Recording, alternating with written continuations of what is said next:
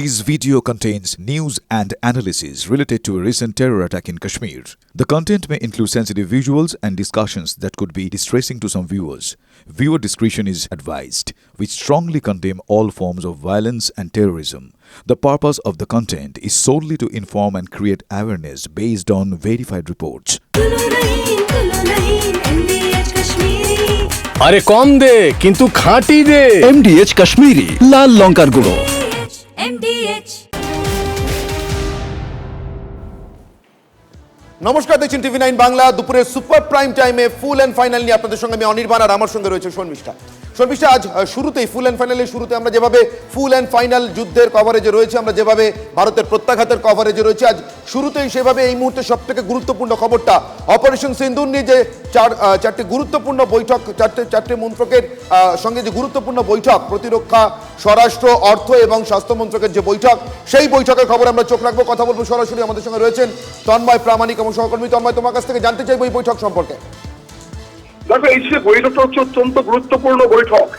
চারটে গুরুত্বপূর্ণ মন্ত্রকের বৈঠক, প্রতিরক্ষা দপ্তর, স্বরাষ্ট্র দপ্তর, অর্থ দপ্তর এবং স্বাস্থ্য মন্ত্রকের একসাথে বৈঠক। সকালেই কিন্তু 3 সেনাপ্রধানের সাথে বৈঠক কমপ্লিট করেছেন প্রতিরক্ষা মন্ত্রী। তারপর BSF এবং CISF এর ডিজির সঙ্গে বৈঠক করেন কেন্দ্রীয় স্বরাষ্ট্রমন্ত্রী। তারপরে এই বৈঠক তুমি বোঝার চেষ্টা করো কেন, অর্থাৎ স্বাস্থ্য মন্ত্রককেও কিন্তু প্রস্তুত রাখা হচ্ছে, যাতে পাকিস্তান যে কাজ করছে সেখানে যদি সিভিলিয়ানদের উপর আক্রমণ হয়, সমস্ত রকম পরিকাঠামো প্রস্তুত রাখা হচ্ছে। ফলে আরো বাড়তি অর্থ বরাদ্দ হতে পারে। প্রতিরক্ষা, স্বরাষ্ট্র, অর্থ দপ্তর এবং স্বাস্থ্য মন্ত্রক যৌথভাবে কাজ করবে, সেইটারই বৈঠক ডাকা হয়েছে। অর্থাৎ হাই অ্যালার্ট জারি হচ্ছে দেশের সমস্ত সরকারি বেসরকারি হাসপাতাল। পরে এরপর চিকিৎসকদের আহ্বান করা হতে পারে যে তারাও যেন প্রস্তুত থাকেন প্রত্যেকের দেশের জন্য। সব মিলিয়ে কিন্তু আরো কঠোর পদক্ষেপের দিকে ভারত এগোতে পারে এই বৈঠক তার ইঙ্গিত দিচ্ছে। অনির্বাণ, অনেক অনেক ধন্যবাদ তন্ময়। আমাদেরকে যেমন ভাবে জানাচ্ছিল তন্ময়, এই চারটি মন্ত্রকের বৈঠক কতটা গুরুত্বপূর্ণ, এই কোঅর্ডিনেশন প্রতিরক্ষা, স্বরাষ্ট্র, অর্থ এবং স্বাস্থ্য মন্ত্রকের কতটা জরুরি। শর্মিষ্ঠা, একদম জরুরি বৈঠক। সেই বৈঠকের দিকে তো অবশ্যই নজর রয়েছে। তবে আমাদের স্টুডিওতে একজন রয়েছে, তার সঙ্গে পরিচয় করিনি। আমার সঙ্গে রয়েছে মেজর দ্বৈপায়ন বিশ্বাস। কারণ যুদ্ধ তো শুধুমাত্র অনির্বাণ সমরাস্ত্র দিয়ে হয় না, স্ট্র্যাটেজিক্যালি হয়। সেই সমস্ত বিষয় আমরা তুলে ধরবো তো দর্শকদের সামনে। এবং একদিকে যখন S-400 এয়ার ডিফেন্স সিস্টেমের ঢাল রয়েছে, অন্যদিকে একাধিক মিসাইল এবং ড্রোন রোধী আকাশ সুরক্ষাও রয়েছে। এবং অনির্বাণ, আমরা আলোচনা করছি সেই আকাশ কিন্তু আমাদের দেশেই তৈরি, দেশীয় প্রযুক্তিতে তৈরি। অনির্বাণ, একেবারে মেক ইন ইন্ডিয়া বলতে যা বোঝায় তাই। বারবার ভারতের ওই ভারতের আকাশে মুখ থুবড়ে পড়ছে পাকিস্তানের যাবতীয় হামলার ছক। বুধবার রাতে ভারতের সেনা ছাউনি টার্গেট করে পাকিস্তানের হামলার চেষ্টা, আর সেই চেষ্টা বানচাল করে দেয় ভারতের এই সুদর্শন চক্র বলে এই মুহূর্তে খ্যাতি লাভ করা S-400। বৃহস্পতিবার রাতেও ফের ড্রোন হামলার চেষ্টা চালায় পাকিস্তান, এবং এবারেও ভারতের আকাশ সুরক্ষার জালে ফের ধরাশায়ী পাকিস্তান। পেচোরা সামারে জোড়া ফলায় গুড়িয়ে গিয়েছে পাক ফাইটার। ভারতের অ্যান্টি এয়ারক্রাফট গানের গোলায় চুর চুর হয়েছে পাক ড্রোনের পাল। L-70 শিলকার গোলায় ঝাঁঝরা হয়েছে পাক ড্রোনের বহর। বিবৃতি দিয়ে জানিয়ে দিয়েছে ভারতীয় বায়ুসেনা। একদম স্বাভাবিকভাবে S-400 নিয়ে আমরা গতকাল থেকেই কথা বলছি, যাকে একেবারে সেনার পক্ষ থেকে সুদর্শন চক্র বলা হয়। কিন্তু সেই S-400 এর পাশাপাশি যে আমাদের দেশীয় প্রযুক্তিতে আকাশ সুরক্ষা বল রয়েছে, যা রীতিমতো পাক মিসাইলকে দুর্মুষ করে দিচ্ছে, সেই খবরও কিন্তু স্বাভাবিকভাবে ভারতীয় সেনার কাছে কেন গোটা ভারতবাসীর কাছে গর্বের, এবং সেটাও বিশ্বের কাছেও কোথাও বার্তা পৌঁছচ্ছে। ভারতের সুদর্শন চক্রে S-400 এ ভোতা পাক আক্রমণ। কিন্তু কি এই S-400, সেটা অনির্বাণ আরো একবার দর্শকদের মনে করিয়ে দিতে হবে। একেবারেই, এটা হলো বিশ্বের প্রথম সারির এয়ার ডিফেন্স সিস্টেম। গত 24 বা 48 ঘন্টায় যদি রাশিয়ান টেলিভিশনের যে কোনো টুইট তুমি দেখো, যে কোনো ওই রাশিয়ান টেলিভিশনের টুইটার অ্যাকাউন্টে 70% জুড়ে রয়েছে শুধুমাত্র S-400 এবং তার কার্যকারিতা কিভাবে ভারতের আকাশে বারবার প্রমাণিত হচ্ছে তার বিজ্ঞাপন বলতে পারো শর্মিষ্ঠা। তার কারণ আমি এখানে মেজর দ্বৈপায়ন বিশ্বাসের কাছে একটু আসবো। মেজর বিশ্বাস, যতটা HQ-9 বদনাম হয়েছে এই যুদ্ধে বা এই প্রত্যাঘাতে, ঠিক ততটাই গোটা বিশ্ব দেখেছে S-400 এর পরাক্রম। আমি বিশ্বজোড়া যে অস্ত্রের বাজার, তার পরিপ্রেক্ষিতে আপনাকে জিজ্ঞাসা করছি, কার দর উঠলো আর কারটাই বা পড়লো? F-16 নামিয়েছি আমরা। দেখুন, S-400-এর দর তো সবসময় বেশি ছিল, নাহলে এই S-400 কেনার সময় মার্কিন যুক্তরাষ্ট্রের কত বড় একটা বাধা ছিল সেই সময়, সেটা আমরা সবাই জানি।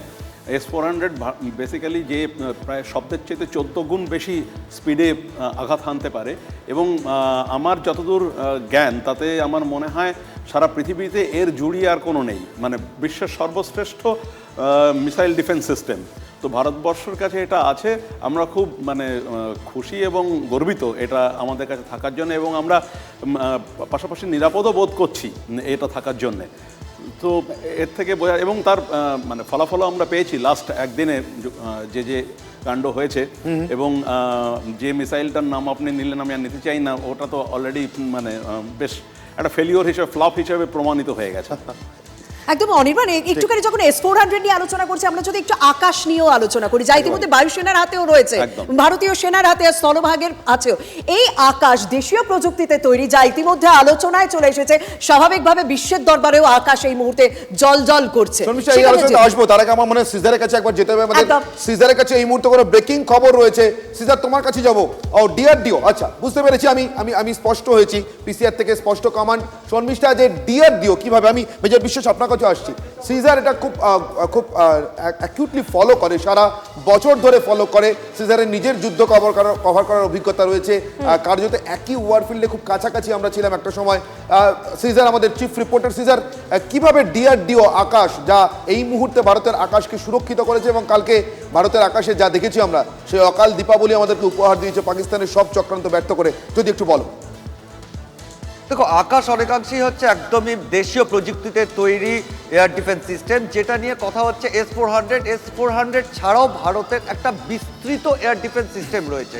তার দিকে যেমন অ্যান্টি ইউএভি সিস্টেম রয়েছে, সেটা যেমন রয়েছে, তার পাশাপাশি মিসাইল এবং ড্রোনের মতো ড্রোনকে নিউট্রালাইজ করবার জন্য একাধিক জিনিস রয়েছে। তার মধ্যে উল্লেখযোগ্য হচ্ছে বহুদিন ধরে ভারতের আর্সেনালে রয়েছে পেচোরার মতো রাশিয়া থেকে কেনা একটা মিসাইল, যেটা প্রথমে ছিল আকাশ থেকে আকাশ সে ক্ষেপণাস্ত্র। সেটা পরবর্তীতে ভারতই কিন্তু সেটাকে রিমডিফাই করে, রিপারপাস করে, সেটাকে ভূমি থেকে আকাশ, অর্থাৎ সারফেস টু স্কাই একটা ক্ষেপণাস্ত্রতে পরিণত করে। এবং এর যা রেঞ্জ এবং এর যা ব্যবহার, সেটা কিন্তু গতকালও প্রমাণিত হয়েছে। এবং পরবর্তীতে আমরা দেখেছি যে ঠিক একই রকমভাবে সমর, যেটা surface two air missile for assure for retaliation, ভূমি থেকে আকাশ একটা স্বল্প পাল্লার মিসাইল, রাশিয়ান একটা R-23 এবং R-73E, এই ধরনের যে মিসাইল, সেটাকে ডিআরডিও রিফারবিশ করেছে, সেটাকে রিপারপাস করেছে, এবং সেটা এই মুহূর্তে ভারতীয়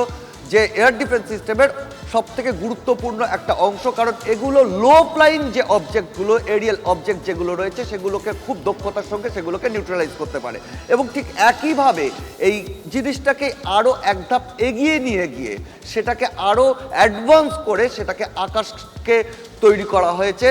অর্থাৎ মূল যদি বলা যায়, অবশ্যই কিছু ক্ষেত্রে সেটা রাশিয়ান প্রযুক্তি, মূল প্রযুক্তি যদি বলা যায় রাশিয়ান প্রযুক্তি, কিন্তু তার পরবর্তীতে সেটা ব্যবহারের উপযুক্ত করার জন্য সেটাকে আরও কাস্টমাইজ করার ক্ষেত্রে ডিআরডিওর একটা ভূমিকা রয়েছে। এবং সেই জায়গা থেকে আকাশ কিন্তু এই মুহূর্তে ভারতের S-400 যদি জেম অফ এয়ার ডিফেন্স হয় ভারতের, তার সঙ্গে সঙ্গে সেই জেমের সঙ্গে সঙ্গে আরও কয়েকটা জেম যদি ছোট আকারে থাকে, সেগুলো কিন্তু আকাশ, যেটা গতকাল তার কার্যকারিতা প্রমাণ করেছে। কারণ ড্রোনের মতো লো ফ্লাইং অবজেক্টের ক্ষেত্রে সেগুলোকে খুব লো ফ্লাইং অবস্থায় সেগুলোকে নিউট্রালাইজ করার ক্ষেত্রে কালকে আকাশ তার যে কারিকুরি, সেটা কিন্তু দেখিয়েছে। একেবারেই এই মুহূর্তে শর্মিষ্ঠা, আমার মনে হয় S-400 এবং এই যে L-70 গান বা আকাশ নিয়ে জানি আমরা কথা বলছি, আমাদের সঙ্গে আরও কয়েকজন অতিথিও রয়েছেন, তাদের সঙ্গে যদি আমরা এক এক করে পরিচয় পর্বটা সেরে নিয়ে তাদের সঙ্গে একটু কথা বলে নিই। আমাদের সঙ্গে রয়েছেন মেজর দৈপন বিশ্বাস, স্টুডিওতে রয়েছেন। আমাদের সঙ্গে রয়েছেন ব্রিগেডিয়ার বিশ্বজিৎ চ্যাটার্জি, প্রাক্তন বায়ুসেনা আধিকারিক। আমার সঙ্গে রয়েছেন কর্নেল কৌশিক সরকার, প্রাক্তন সেনা আধিকারিক, এবং আমার সঙ্গে রয়েছেন কর্নেল সঞ্জয় শ্রীবাস্তব। আমি প্রত্যেকের সঙ্গে কথা বলবো। আমি শুরু করি যদি ব্রিগেডিয়ার বিশ্বজিৎ চ্যাটার্জির কাছ থেকে। ব্রিগেডিয়ার চ্যাটার্জি।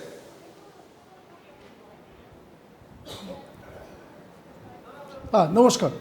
সবার আগে যেটা বলে রাখা দরকার যে আকাশ তীর শুধু একটা ক্ষেপণাস্ত্র নয়, আকাশ তীর হচ্ছে it's a entire air defence system. সেই এয়ার ডিফেন্স সিস্টেমে থাকবে আমাদের কাছে অনেক কিছু।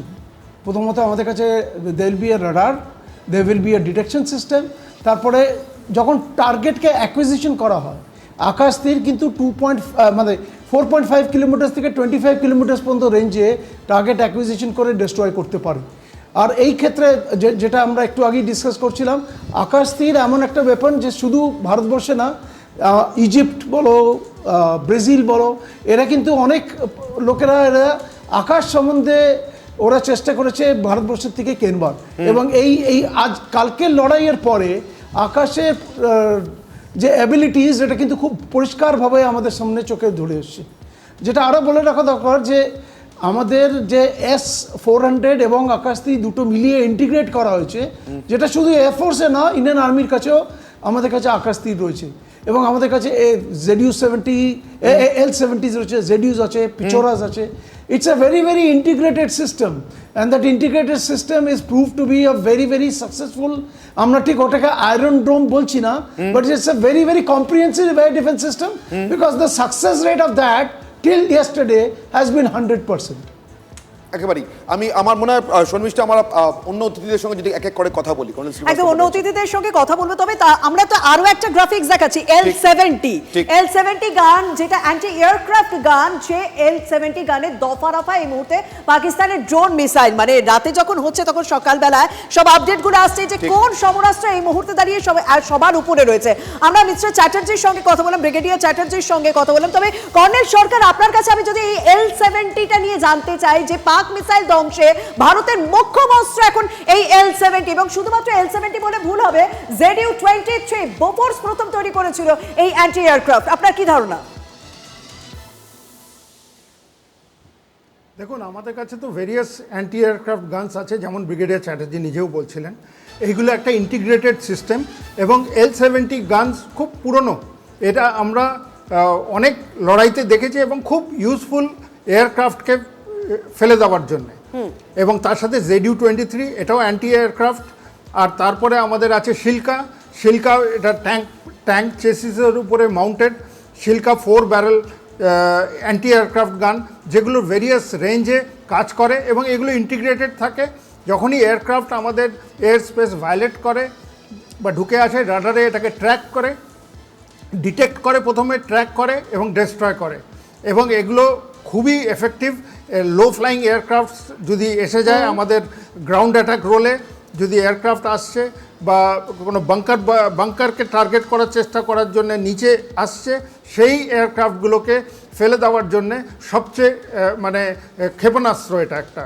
এবং এইগুলো খুবই কার্যকর হয়েছে, এবং বোঝা যাচ্ছে যে আকাশ তীর বা আমাদের যে বাকি আনম্যান্ড সার্ভেলেন্স ডিভাইস যেগুলো আছে, সেইগুলো দিয়ে কিন্তু আমরা একটা গ্রিড তৈরি করেছি। সেই গ্রিডটা এত এফেক্টিভ হয়েছে যে পাকিস্তানের মিসাইল আর ড্রোন আমাদের অনির্বাণ, আমি কর্নেলের কথা শুনতে যে কথাটা বলছিলেন, মানে এই ফায়ারিং মিনিটে, মানে আমরা যদি একটু ফিচার্স গুলো বলি, ফিচার্স গুলো আমরা গ্রাফিক্যাল প্রেজেন্টেশনের মাধ্যমে দেখাচ্ছি, তবে দর্শকদের জানানোর জন্য আমি একটুখানি ফিচার্স গুলো বলি। এই ফায়ারিং ক্ষমতা মিনিটে 240 থেকে 330 রাউন্ড, এবং 4 থেকে 12 কিলোমিটার রেঞ্জের মধ্যে শত্রু যুদ্ধ বিমান, হেলিকপ্টার, ড্রোন ধ্বংস করতে সক্ষম। আর এর বিশেষত্ব হলো ডিজিটাল ফায়ার কন্ট্রোল সিস্টেম। এখন যুদ্ধটা কিন্তু অনেক অত্যাধুনিক আমার মনে হয়, মিস্টার দৈপায়ন বাবু। আমাদের ওয়ার্ল্ড স্টুডিও থেকে এই মুহূর্তে আত্রাই রয়েছে আমাদের সঙ্গে। আত্রাইয়ের কাছে এই মুহূর্তে একটা বড় ব্রেকিং নিউজ রয়েছে। আত্রাই, কি খবর রয়েছে তোমার কাছে? এই মুহূর্তে যে খবর সামনে আসছে, পাকিস্তানি ড্রোন সেটা ধ্বংসের ছবি, সেই ছবি প্রকাশ করেছে ভারতীয় সেনা। আপনারা শুনছিলেন এতক্ষণ ধরে যে ভারতের এয়ার ডিফেন্স সিস্টেম, ভারতের তৈরি করা আকাশ মিসাইল, তার পাওয়ার কতটা সাকসেসফুল হয়েছে এই সমস্ত ক্ষেপণাস্ত্র, এই সমস্ত সিস্টেম। আর তার মধ্যে ভারতীয় সেনা প্রকাশ করলো পাকিস্তানি ড্রোন ধ্বংসের ছবি। গতকাল রাত থেকে একাধিক ড্রোন একেবারে ঝাঁকে ঝাঁকে পাকিস্তান এই ড্রোন পাঠিয়েছে, আর সেগুলো একটা একটা করে দুর্মুষ করেছে ভারত। সেই ছবি ভারতীয় সেনা এই মুহূর্তে ভিডিও প্রকাশ করেছে, দেখতে পাচ্ছেন সেই মুহূর্তের ছবি, সেই ভয়ানক ছবি, যেখানে একের পর এক হামলা আসছিল, আর প্রত্যেকটা ড্রোন, প্রত্যেকটা হামলা, প্রত্যেকটা নিশানায় এয়ার ডিফেন্স সিস্টেমের মাধ্যমেই ভারত দুর্মুষ করেছে।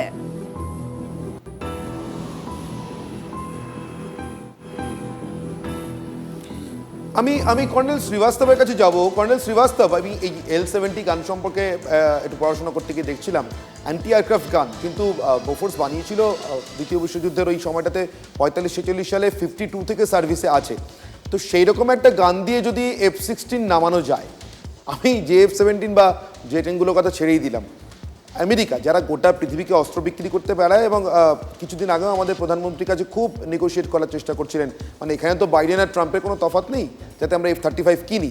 তো আমেরিকার জন্য কতটা খারাপ হয়ে থাকলো এই যুদ্ধটা? Thank you firstly for inviting me. আমি L-70 গানার আছি। I am an instructor on L-70 gun and I am an air defence officer. যেই রকম আপনি বললেন L-70 অরিজিন আছে বোফোর্স সুইডেন, কিন্তু 1965 অনওয়ার্ডস এই ম্যানুফ্যাকচারিং ইন্ডিয়া ম্যানুফ্যাকচারিং করছে। আর এই মোস্ট পোটেন্ট গান আছে। আপনাকে যে আপনার কথা বলছি আর যে আপনার বিচার করছি, আপনাকে বুঝতে পারবেন কি কী রকম এয়ার ডিফেন্স করা যায়। এয়ার ডিফেন্স করা যায়, এই জয়েন্ট রেসপন্সিবিলিটি আছে। আমরা air space 200 kilometre range is by aircraft, 200 to 40 kilometer is by aircraft, 40 kilometer and below is by missile. That is where our S-400 is working. And below 10 kilometer is L-70 gun, and below 3 kilometer is Zu-23 mm gun.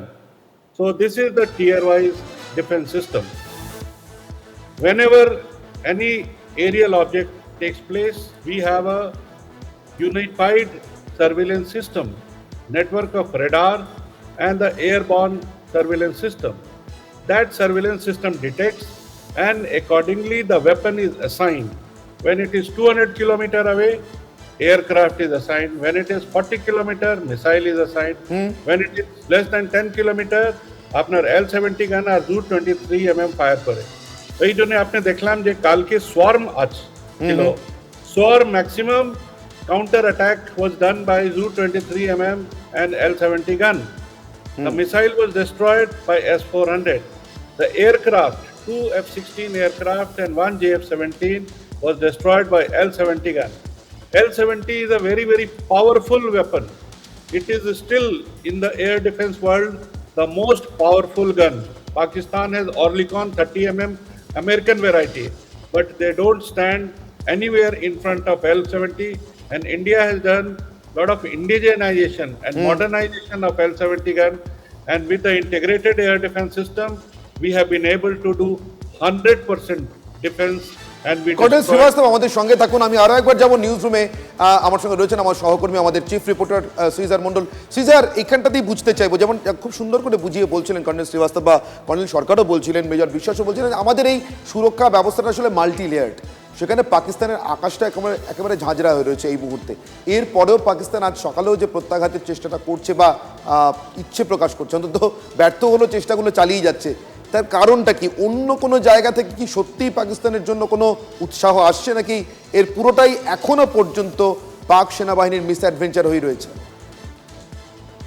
দেখো, ইনিশিয়ালটা যদি আমরা বলি পাক সেনার miss adventure, কিন্তু তারপরেও যেভাবে একটা ধারাবাহিকতার সঙ্গে তারা এই মিস অ্যাডভেঞ্চার করছে, সেখান থেকে কোথাও হয়তো জিওপলিটিক্যাল যে সিনারিও সাম্প্রতিক অতীতে যে পরিবর্তনগুলো হচ্ছে, সেটা কিন্তু কোথাও একটা ইঙ্গিত দিচ্ছে যে পাকিস্তান হয়তো পাকিস্তান নিজে ভাবছে তাদের পাশে এমন কোনো শক্তিধর বা অস্ত্রশক্তির দিক থেকে শক্তিধর কোনো রাষ্ট্র আছে যারা হয়তো পরবর্তীতে তাদেরকে পূর্ণ সমর্থন দেবে। কারণ সাম্প্রতিক অতীতে আমেরিকা ছাড়াও এই মুহূর্তে পাকিস্তান অস্ত্রের জন্য চীনের ওপর নির্ভরশীল পরবর্তীকালে, কিন্তু তারপরেও আমরা দেখতে পাচ্ছি যে তুরস্করও কিন্তু একটা বড় ভূমিকা আছে পাকিস্তানের অস্ত্র বা পাকিস্তানকে সাপোর্ট করার ক্ষেত্রে। আর এই জায়গায় দাঁড়িয়ে যে ঘটনা ঘটেছে, যেভাবে টেরর ক্যাম্পগুলো, টেরর এস্টাবলিশমেন্টগুলোকে টার্গেট করা হয়েছে, তার পরবর্তীতে কিন্তু কিছু কিছু দেশ, যেটা অভিযোগ ওঠে, যেটা ইসরায়েল সবসময় অভিযোগ করেছিল এর আগে গাজার সময়, যে গাজার ফান্ডিং নির্দিষ্ট একটি মিনা কান্ট্রি থেকে হচ্ছে,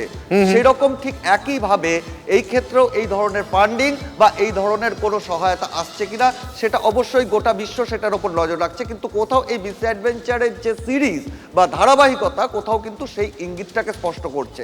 কিন্তু এটা তার সঙ্গে এটাও ঠিক কোথাও যে পাকিস্তানের যে এয়ার ডিফেন্স সিস্টেম, যেটা গতকাল গতকালই ভারতের পক্ষ থেকে দাবি করা হয়েছিল, বিশেষ করে পাঞ্জাবের লাহোরের এয়ার ডিফেন্স সিস্টেম যেখানে স্ট্রাইকিং কোর রয়েছে সেখানে যেভাবে সেটা পার্শিয়ালি ড্যামেজ হয়েছে বা নিউট্রালাইজ হয়েছে, তারপরে পাকিস্তান কোথাও কিন্তু একটা আশঙ্কা বোধ করছে। সেই কারণেই কিন্তু পাঞ্জাব এবং সিন্ধের একাধিক ক্যান্টনমেন্ট থেকে সেনা পরিবারগুলোকে সরিয়ে নেওয়া হয়েছে, ফরওয়ার্ড পোস্টগুলোকে রেখে মূল ক্যান্টনমেন্ট থেকে বেশ কিছু সেনাকেও সরিয়ে নিয়ে যাওয়া হয়েছে নিরাপদ দূরত্ব। অর্থাৎ সেখানে কিন্তু কোথাও আতঙ্ক বা আশঙ্কাটা পাক বাহিনীরও রয়েছে আরেকটা প্রত্যাঘাত বা আরো জোরালো প্রত্যাঘাতের। একেবারে সিজার, আমি শর্মিষ্ঠা যদি একটু স্টুডিওতে ফেরত আসি, মেজর বিশ্বাস, এই যে পাকিস্তানের সেনাবাহিনীর মিস অ্যাডভেঞ্চার বলে যেটা শুরু হয়েছিল এবং সেটা যেভাবে এখনো পর্যন্ত চলছে, বারবার তো জম্মু কাশ্মীরটা আসছে, আপনি বহুদিন ওই অঞ্চলে সার্ভ করেছেন, আমি সেই জায়গা থেকে জিজ্ঞাসা করতে যাবো এই যে সেক্টরগুলো পুঞ্চ, রাজৌরি, আমাদের প্রতিনিধিরা জ্যোতির্ময় কিছুক্ষণ আগে দেখাচ্ছিলেন কীভাবে সাধারণ মানুষ টার্গেটেড। একটা বিষয় বুঝতে চাইবো, এমনিতে তো পাকিস্তানিরা এসে কাশ্মীরিদেরকে খুব ভাই ভাই বলে সম্বোধন করে এমন ভাবটাপ দেখা যে পৃথিবীতে ওদের জন্য ওরাই সব থেকে বেশি চিন্তা করে, তারপরে এই নিরীহ মানুষের উপরে এই গোলাবর্ষণটা এটা কীভাবে ব্যাখ্যা করে ওরা? ব্যাখ্যা করুন বলুন। বেসিক্যালি এটা তো অ্যাক্সেসিবিলিটির ব্যাপার। পাকিস্তান তো আর উড়ে এসে দিল্লির উপর আঘাত আনতে পারবে না। ঘরের কাছে যে আছে পুঞ্চ, আমি একটা এক্সাম্পল দিচ্ছি, পুঞ্চের দুদিকে হচ্ছে পাকিস্তান, মাঝখানে পুঞ্চ ঢুকে আছে। এবার মানে জিওগ্রাফিক্যালি এটা পুঞ্চের হয়তো নিজের দুর্ভাগ্য যে ওখানকার মানুষের দুর্ভাগ্য যে ওইভাবে একটা মানে পাকিস্তানের সাঁড়াশি আক্রমণের মাঝখানে বসে গেছে। তো সেটা পাকিস্তান এখন সামনে যাকে পাচ্ছে তাকে অ্যাটাক করার চেষ্টা করছে। এইটাই হচ্ছে সবচেয়ে বড় মানে দুর্ভাগ্যের ব্যাপার। পুঞ্চ, রাজৌরি এগুলো সাম্বাটা অতটা পারে না, খানিকটা বেসিক্যালি অনেকটা। আমি এই জায়গাটা একটুখানি ইন্টারাপ্ট করি, মানে পুঞ্চ এবং রাজৌরিতে আমরা দেখছি সাধারণ মানুষের উপর হামলা হচ্ছে। আপনি যখন সাম্বা সেক্টরে কথা বলেন তার জন্য আমি বলি এই সাম্বা সেক্টরটাকে বরাবরই ইউজ করে থাকে পাকিস্তান জঙ্গি ঢোকানোর জন্য। মানে জিওগ্রাফিক্যালি একটুখানি ব্যাপারটা যদি বুঝিয়ে দিতে পারেন, মানে কোন সেক্টরটা জঙ্গি ঢোকানোর জন্য স্ট্র্যাটেজি নিচ্ছে পাকিস্তান আর কোনটা সাধারণ মানুষের উপর হামলা চালানোর জন্য। শুধু তাই না, সাম্বা সেক্টরটা আছে তার কোনো ওখানে না মানে অনেকটা মানে প্লেন্স এরিয়া আছে, প্লাস ওই মানে যেটা ক্যামোফ্লাজ করার জন্য জায়গা আছে। এটা শুধু নয়, গুলমার্গের উপর একটা হিম্মত সীমা বলে কিছু পোস্ট আছে, ওই জায়গাগুলোতেও কিন্তু মানে ওরা যখন ঢোকায় বোঝা যায়, মানে কভার ফায়ার দেয়, মানে একটা কভার ফায়ার দিতে আবার পিছনে আওয়াজ মানে গুলি মারতে থাকে, যার ফলে মানে আমরা তখন বুঝতে পারি যে কিছু ঢুকছে ওখানে, বুঝতে পারতাম রাদার। ওই একই সিস্টেম এখনো চলে যে কভার ফায়ার দিতে থাকে, সে তখন ওইখানে একদম মানে আপনার কাছে ঠিক এই সংক্রান্তই একটা বড় ব্রেকিং রয়েছে। এবং আমি বারবার বলতে চাইবো যে সাম্বা সেক্টর দিয়ে 7 জন জঙ্গিকে আজকে ঢোকানোর চেষ্টা হয়েছিল, যার ফুটেজ আমাদের কাছে এসেছিল এবং সেটা কিন্তু রীতিমতো ধূলিসাৎ করে দিয়েছে এবং বিএসএফ তা একেবারে শেষ করে দিয়েছে। আরো আপডেট রয়েছে ওয়ার্ড স্টুডিও থেকে, আত্রেই আমাদের সঙ্গে রয়েছে। একেবারে আপনারা শুনছিলেন সাম্বা সেক্টরের কথা, আমাদের প্রতিনিধিরা জানাচ্ছিলেন যে সেখানে জঙ্গিরা অনুপ্রবেশ করছিল। আমাদের গেস্ট অতিথি তিনিও বলছিলেন যে কিভাবে তাদেরকে কভার আপ দেওয়া হয়, ক্রমাগত গুলির আওয়াজ শোনা যায়, তখন বোঝা যায় যে সেখানে কিছু হচ্ছে, অনুপ্রবেশের চেষ্টা হচ্ছে। ঠিক এইরকম চেষ্টাই করা হচ্ছিল যেখানে 7 জন জঙ্গিকে নিকেশ করেছে ভারত। আটারি বর্ডার চত্বর থেকে আমাদের সঙ্গে রয়েছে সায়ন্তন, আমাদের প্রতিনিধি, সেখানকার পরিস্থিতি একটু জানানোর চেষ্টা করছে। সায়ন্তন, এই মুহূর্তের পরিস্থিতি কি? কারণ একের পর এক বর্ডারে অনুপ্রবেশের চেষ্টা করা হচ্ছে আর সেটা বানচাল করছে ভারত। এই মুহূর্তের পরিস্থিতির ছবি কি আপডেট? দেখো, আটারি সীমান্ত যেটা মূলত আমরা দেখে থাকি ওয়াগা আটারি বর্ডারে রীতিমতো প্যারেড হয়, সাধারণ মানুষ আসে, কিন্তু গত 3 দিন ধরে কিন্তু এই এলাকা শুধু শূন্য, কোনো দর্শক নেই, কোনো সাধারণ মানুষের আসা যাওয়া নেই। এমনকি যেখানে আমরা দাঁড়িয়ে আছি সে রারবেড়ি গ্রাম, সেই রারবেড়ি গ্রামও কিন্তু সম্পূর্ণ খালি, যেটা মূলত আমি পিকুকে দেখাতে বলবো। এইটা হচ্ছে সীমান্ত, তুমি দেখতে পাচ্ছ শেষ গেট যেটা পিকু দেখাচ্ছে, এই গেট দিয়ে মূলত বিএসএফের বিভিন্ন কর্মকাণ্ড হয়ে থাকে, কিন্তু বিএসএফ কিন্তু এবার অনেক বেশি সতর্ক। তারা তাদের যে স্বয়ংক্রিয় রাইফেল সেটা তাক করে বসে আছে পাকিস্তানের দিকে, এবং পাকিস্তানের ওপাশে হচ্ছে পাক রেঞ্জার্সের পোস্ট। তুমি সাম্বার কথা বলছিলে, সাম্বাতে কিন্তু এই বিএসএফই 7 জন জঙ্গিকে নিকেশ করেছে, যেটা বিএসএফ সূত্রের খবর। ধানদের বলে যেটা পাকিস্তানের দিকে পাক রেঞ্জার্সের পোস্ট ছিল, সেখানে 20 থেকে 21 জনের সে জড়ো হয়েছিল। আর সে জড়ো যখন তারা হতে থাকে, সেখানে আচমকাই পাক রেঞ্জার্সের তরফে গুলি চালাতে শুরু করে ভারতীয় পোস্টের দিকে লক্ষ্য করে। কিন্তু ভারতীয় পোস্টের গুলি গোলা শুরু হয়, ভারতের জওয়ানরা, বিএসএফের জওয়ানরা বুঝতে পারেন যে কিছু একটা করার চেষ্টা করছে বা অনুপ্রবেশ ঘটানোর চেষ্টা করছে। সেই সময় গুলি চালাতে তারা দেখে যে 7 থেকে 10 জন ঢোকার চেষ্টা করে, এবং 7 জন যখন ওই ধানদের পোস্টে বা পাক রেঞ্জার্সের পোস্টে লুকিয়েছিল, তখন কিন্তু মর্টার এবং শেল ছুড়ে সেই পোস্টটাকে সম্পূর্ণ আর সেই ধ্বংস ছবি করে দেওয়া হয়। আপনারা দেখতে পাচ্ছেন এই মুহূর্তে সায়ন্তন আমাদের সম্পূর্ণ প্রতিনিধি যেমন দেখাচ্ছিলেন আটারি সীমান্তেও একেবারে কড়া প্রহরা, সাধারণ মানুষকে বারণ করা হয়েছে তারা যাতে বাইরে না বেরোন, স্কুল ছুটি করে দেওয়া হয়েছে পাঞ্জাবে। এই অত্যন্ত সতর্কতামূলক পদক্ষেপগুলো নেওয়া হয়েছে সীমান্তবর্তী অঞ্চলে।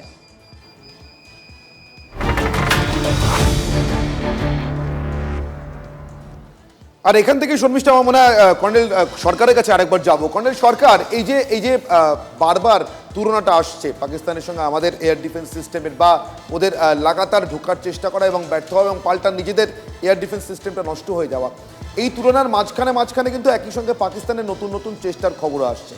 আমি এখান থেকে কর্নেল সরকার একটু আপনার কাছ থেকে বুঝতে চাইবো, যেটা একটু আগেও আমি সিজারের কাছ থেকে জিজ্ঞাসা করছিলাম, আপনারা এই বিষয়টাতে আরও অভিজ্ঞ, আপনারা খুব ভালোভাবে বুঝতে পারেন, একটা আর্মি কি লাগাতার এই মিস অ্যাডভেঞ্চারে থেকে যেতে পারে? কাল রাতে পাকিস্তানের বিভিন্ন শহরে বাইকে পতাকা নিয়ে মিছিল বেরিয়েছে ইমরান খানের সমর্থকদের, তারা চাইছেন ইমরানের প্রত্যাবর্তন। বালোচ এই অবস্থা এখন কি অবস্থায় আছে আপনারা আমাদের থেকে অনেক বেটার জানেন। আমি এইখানেই জিজ্ঞাসা করছি নাকি এর পিছনে অন্য কোনো তৃতীয় শক্তির খেলা আছে বলে মনে হয়, যে পাকিস্তান এখনো পর্যন্ত পিছোতে চাইছে না বা লড়াইটা ছাড়তে চাইছে না? এটা পাকিস্তানের ন্যাশনাল ক্যারেক্টার, ও কিছুতেই হার মানতে রাজি নয়, যতই আপনি ওর উপরে প্রেশার ডালুন কিছুতেই হার মানতে রাজি নয়। সেটা হচ্ছে ওই পাকিস্তানি পাঞ্জাবির একটা ক্যারেক্টার, এবং ওদের Pakistani army is full of Pakistani Punjabi. তো এই জিনিসটা মানতে হবে যে তারা এত ইগোয়েস্টিক যে তারা কিছুতেই এটাকে মানবে না যে আমরা হেরে যাচ্ছি বা হেরে যাব। তারা কিন্তু লাস্ট অবধি এইগুলো করেই যাবে, এবং ওদের কাছে সবচেয়ে বড় অস্ত্র এটাই আছে যে ওরা টেররিস্টকে দিয়ে আমাদের দেশের ভিতরে এমনভাবে ছড়িয়ে ছিটিয়ে আছে এবং এমন সব স্লিপার এজেন্টস ঢুকে আছে যে ওদেরকে অ্যাক্টিভেট করে ও নিজের কাজটা করাতে চাইছে। কিন্তু এখন কালকের পর থেকে যে জিনিসগুলো হয়েছে, ক্রমাগত হয়েছে, সেগুলো আপনাকে বুঝতে হবে বা দেখতে হবে যে ওদের এয়ার ডিফেন্স সিস্টেমটা নষ্ট করে দিয়েছে, ওদের রাডার কিছু ট্র্যাক করতে পারেনি, যে আমাদের মিসাইল ঢুকে গিয়ে ওদের 12টা সিটিতে টার্গেট করেছে, এগুলো ধরতে পারেনি। তো এই জিনিসগুলো মাথায় রেখে এখন বুঝতে হয় যে ওরা কতই আধুনিক জিনিস আনুক না কেন বা যেখান থেকেই খুশি ওরা মদত পাক না কেন, সেই মদতে কিন্তু খুব একটা মানে ফল হবে না। কারণ ইন্ডিয়ান আর্মি এত বেশি টেকনিক্যালি এখন সাউন্ড হয়ে গেছে, আগের থেকে এত বেশি সাউন্ড, যে ওরা একটা মানে যে কোনো এইরকম অ্যাকশানে একটা মুহূর্তর জবাব দিতে পারছে এবং মুহূর্তর জবাব দিচ্ছেও। এবং সেটা আমরা দেখেছি কালকেও, ওদের যতগুলো মিসাইল আমাদের সিটিগুলোতে টার্গেট করার চেষ্টা করেছে, আমাদের সিটিগুলো সব অ্যালার্টে আছে, সব মেনে নিলাম। আমাদের এতগুলো এয়ারপোর্ট সব আন্ডার এয়ারফোর্স হয়ে গেছে এবং সবকটা এয়ারপোর্টকে মানে নো ফ্লাইং জোন করে দেওয়া হয়েছে। তো এইগুলো একটা অভ্যেস আছে, ও যেমন করেই হোক এইদিক ওদিক করে। হ্যাঁ বলুন বলুন। যেমন করেই হোক সে একটা না একটা বিপত্তি ঘটাবার চেষ্টা করবে আমাদের ভিতরে প্রবেশ করে। তো এই নেফারিয়াস ডিজাইনটা কিন্তু আর মানে চলতে দেওয়া যাবে না, এবং এটার জন্যই কিন্তু ইন্ডিয়া এবারে এত বড়োভাবে নেমেছে। এবং সিন্ধু 1, 2 যেটাই বলি না কেন, আজকে যে মিটিংগুলো হয়েছে এতে কিন্তু পরিষ্কার বোঝা যাচ্ছে এরপরেও আমাদের আরও প্ল্যান আছে, আরও ফেজ আছে, আরও অনেক কিছু আছে যেগুলো হয়তো ডিসক্লোজ করা যাবে না, কিন্তু সেগুলো কিন্তু হবে। পাকিস্তান যদি নিজেকে মেন্ট না করে ওইগুলো করা হবে এবং পাকিস্তান হয়তো নাস্তানাবুদ হয়ে যাবে। একেবারে কর্নেল সরকার, এটা শুনেছি যে এটা নাকি আপনাদের একটা খুব পুরনো কাহাবাত ভারতের 3 বাহিনীর মধ্যে, কভি কিসি কো ছেড়না নেই, আগর কোই ছেড়তে হয় তো ছোড়না নেই। আপনারা সম্ভবত সেটাই জবাব দিচ্ছেন পাকিস্তানকে। কিন্তু এই মুহূর্তে একটা বড় ব্রেকিং আসছে শর্মিষ্ঠা। একদম বড় ব্রেকিং না, আমরা খালি শুধু বলছি না, আমরা ছবিও দেখাচ্ছি এবং এমন ছবি দেখাবো অনির্বাণ যে ভারতের প্রত্যাঘাতে কিভাবে পাক সেনা ভয় পালিয়ে যাচ্ছে। সিন্ধ এবং পাঞ্জাব প্রদেশের ক্যান্টনমেন্ট থেকে পাক সেনা পালিয়ে যাচ্ছে। আমরা একটুখানি ছবিটা দেখাচ্ছি যে কিভাবে তারা ট্রাকে চাপছে, চেপে পালাচ্ছে, ট্রাকে চড়ে জওয়ানদের পালানোর ছবি প্রকাশের। ওই যে তুমি বারবার যে কথাটা বলছো যে পাকিস্তান সারাদিন ধরে এই করছে, রাতে হামলা দিনে হামলা, শুধুমাত্র নিজে করছে না, কারণ মদত রয়েছে। কিন্তু দেখো যারা লড়ছে ব্যাটল ফিল্ডে, যারা লড়ছে তাদের অবস্থাটা দেখো, ভয় কাঁপছে তারা। আসলে জানেন শর্মিষ্ঠা, গতকালও বলছিলাম আমি সে কথাতে আসবো। এই মুহূর্তে সরাসরি চলে যাবো তন্ময়ের কাছে। তন্ময়, এই ছবিটা সম্পর্কে বিস্তারিতভাবে একটু বুঝতে চাইবো, তোমার কাছ থেকে জানতে চাইবো। তন্ময়ের কাছে যাবে, কিন্তু শর্মিষ্ঠা যেটা গতকাল রাতেও তন্ময়ের সঙ্গে কথা হচ্ছিল আমার বা তোমাদের সঙ্গে যখন কথা হচ্ছিল যে এই মুহূর্তে পাকিস্তানে যারা আর্টিলারি ডিভিশন আছে পাকিস্তানের, সেখানে যারা কামানের গোলা তৈরি করে, মেজর বিশ্বাস অনেক ভালোভাবে বুঝতে পারবেন এই বিষয়গুলো, এই টার্মিনোলজিগুলো, তারা এই মুহূর্তে ইন হিউজ ক্রাইসিস, না আছে তাদের কাছে মেটাল, না আছে তাদের কাছে বারুদ। মেজর বিশ্বাস কতটা গুরুত্বপূর্ণ হতে পারে এরকম একটা সময়? দেখুন, আমি এক্ষুনি ভাবছিলাম যে আমাদের ভারতবর্ষের সঙ্গে পাকিস্তানের যে ডিফারেন্সটা, মানে পাকিস্তানের যারা মদতদাতা তারা শুধু কিন্তু ব্যবসাটা করতে চায়, পাকিস্তানকে সরাসরি কোনো সাপোর্ট বা ওই রকম কোনো মরাল কোনো সাপোর্ট নেয় বা ইমোশনাল সাপোর্ট নেয়। কিন্তু ভারতবর্ষের যে ভারতবর্ষ যাদের কাছ থেকে ওয়েপন কেনে তারা কিন্তু ভারতবর্ষকে ইমোশনালি ভালোবাসে, বহু বছর থেকে ভালোবাসে, এবং ভারতবর্ষ যখন কেনে তার সঙ্গে আর একটা জিনিস জড়িয়ে থাকে যে তারা কিন্তু সঙ্গে প্রযুক্তিটাও সঙ্গে কিনে নেয়, এবং ভারতীয় বিজ্ঞানীরা তার উপর নিরন্তর গবেষণা করে সেটাকে আরো ফার্দার ডেভেলপ করে, সেটা পাকিস্তানের কার্যত সেটাকে প্রায় দেশীয় বানিয়ে ফেলে। একদম যেটা দেখলাম আমরা, একদম আমাদের সহকর্মী তন্ময় প্রামাণিক রয়েছে। তন্ময়, এই ছবি তো মানে ছবি দেখে মানে হাসবো না কি করব আমি বুঝে উঠতে পারছি না, যে যারা যুদ্ধে লড়বেন তারা নাকি ট্রাকে চড়ে পালাচ্ছে, তাহলে ব্যাটলফিল্ডে থাকবে কারা? রাষ্ট্রনায়করা? রাত থেকে আমরা সারা দেখছিলাম যে সেখানকার প্রধানমন্ত্রীকে একেবারেই তাদের রাজধানী থেকে 20 কিলোমিটার দূরে একটা সেফ জোনে নিয়ে গিয়ে রেখে দেওয়া হয়েছিল, বাকিদের খোঁজ মিলছিল না এমন খবর আসছিল। আজকের যে ছবি প্রকাশ্যে এসছে তার কারণ যেটা মনে করা হচ্ছে এখনো পর্যন্ত, গতকাল রাতে ভারত কিন্তু এয়ার ডিফেন্স সিস্টেম যেটা রয়েছে, সেটা লাহোর হোক, সেটা ইসলামাবাদ হোক, সেই জায়গাগুলো কিন্তু নষ্ট করে দিচ্ছে। ফলে সেখানে যদি ভারতীয় কোনো বোমারু বিমান ঢুকে পড়ে এবং যদি সেখানে কোনো মিসাইল বা অন্য কোনো বোম ফেলে, তাহলে কিন্তু পাকিস্তানের রাডারে যেটাকে আগে থেকে চিহ্নিত করা, বা যখন কোনো আক্রমণ আসছে আক্রমণটাকে চিহ্নিত করা, সেটাকে এয়ার ডিফেন্স সিস্টেম দিয়ে প্রতিহত করা, এই যে বিষয়টা, সেই বিষয়টায় পুরো কানা হয়ে গিয়েছে। কারণ এয়ার ডিফেন্স সিস্টেম যদি নষ্ট হয়ে যায় তাহলে তাদের আকাশে তাদের যে বিমান উড়বে, সে যুদ্ধ বিমান, সেটাও যেমন কন্ট্যাক্ট রাখা যাবে না, তেমনি অন্য কোনো শত্রু দেশের বিমান এলেও তাকে চিহ্নিত করা, তাকে আক্রমণ করা, সেটাও হবে না। ফলে এখন কিন্তু আকাশ থেকে পুরো আকাশটা অসুরক্ষিত, সেখান থেকে আক্রমণ হতে পারে সেই ভয়ে কিন্তু সেফ জোনে যাবার চেষ্টা করছে একেবারে পাকিস্তানি সৈন্যরা। সিন্ধ বা আমরা যে পাঞ্জাব প্রদেশ দেখছি সেখান থেকে চলে যাচ্ছে। আর সিন্ধ থেকে এই সৈন্য পালানোর আর একটা কারণ হতে পারে, কারণ বিএলএ বালোচ লিবারেশন আর্মি, যেটা আমরা গতকাল থেকেও বারবার বলছিলাম বা আন্তর্জাতিক সংবাদ মাধ্যমগুলো যেটা তুলে ধরছে, সেই জায়গায় বালোচ লিবারেশন আর্মির আক্রমণের ভয়টাও রয়েছে। ফলে দুদিক থেকে যদি সারাশি আক্রমণ হয়ে যায় তাহলে প্রচুর ক্ষয়ক্ষতি হতে পারে। সেই জায়গা থেকে স্ট্র্যাটেজি হতে পারে যে তারা কিছুটা পিছিয়ে যাচ্ছে, এখন পিছিয়ে পরে ফিরে আসবে, এমন একটা পরিস্থিতি। তবে ভয়ে পালাচ্ছে, এটা কিন্তু বাস্তব। একদম ভয় পাচ্ছে, তাদের আকাশ যখন একদম অসুরক্ষিত অবস্থায় পড়ে, সেদিক থেকে আমাদের আকাশ মানে ভূমি এবং আকাশ পুরোপুরি সুরক্ষিত। দেখো শর্মিষ্ঠা, আজ রবি ঠাকুরের জন্মদিন, মানে আমাদের ঠাকুর বলতে আমরা রবীন্দ্রনাথ ঠাকুরকে বলছি, তো তার জন্মদিনে তারই নামকরণ করা আরেক মানুষ, তারও এই মাসেই জন্ম, 2রা মে চলে গেছে, সত্যজিৎ রায়। আমার পাকিস্তানের সেনাবাহিনীর এই ছবিগুলো দেখে বারবার তার গোপীগান বাঘা বাহিনীর কথা মনে পড়ছে। আমার মনে হচ্ছে যে হাল্লা নামে একটা দেশকে যুদ্ধে নামিয়ে দেওয়া হয়েছে, যে দেশের সৈন্যরা আসলে কিছু কোনোভাবে লড়তে চায় না এবং তারা আসলে ভালোভাবে খেতেও পায় না, এবং তাদের দেশের মন্ত্রী শান্ত্রীদের জিজ্ঞাসা করলে বারবার একটাই উত্তর আসে, এত খাই করো কেন বলো তো। শর্মিষ্ঠা, আমাদের সেরা খবরগুলো, সেরা মুহূর্তগুলো বোধহয় আরও একবার আমাদের দর্শকদের সামনে আনা দরকার। হেডলাইন্সের সময় হয়েছে। একদম হেডলাইন্স।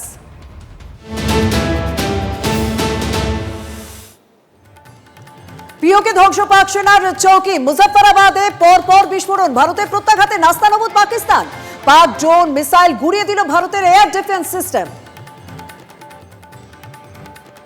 পুঞ্চে গোলাবর্ষণ, কাপুরুষ পাক সেনা, ভারতের নিরীহ সাধারণ নাগরিকদের নিশানা নির্লজ্জ পাকিস্তানের।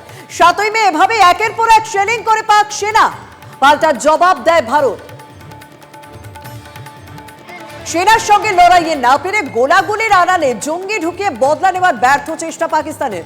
কভার ফায়ার করে সাম্বা সেক্টর দিয়ে জঙ্গি ঢোকানোর চেষ্টা, বিএসএফ এর গুলিতে নিকেশ 7 জঙ্গি। ভারতের আকাশে ঢুকেই মুখ থুবড়ে পড়ল পাক মিসাইল, পাঞ্জাবের হোসিয়ারপুরে মিলল পাকিস্তানের চীনা মিসাইলের ধ্বংসাবশেষ।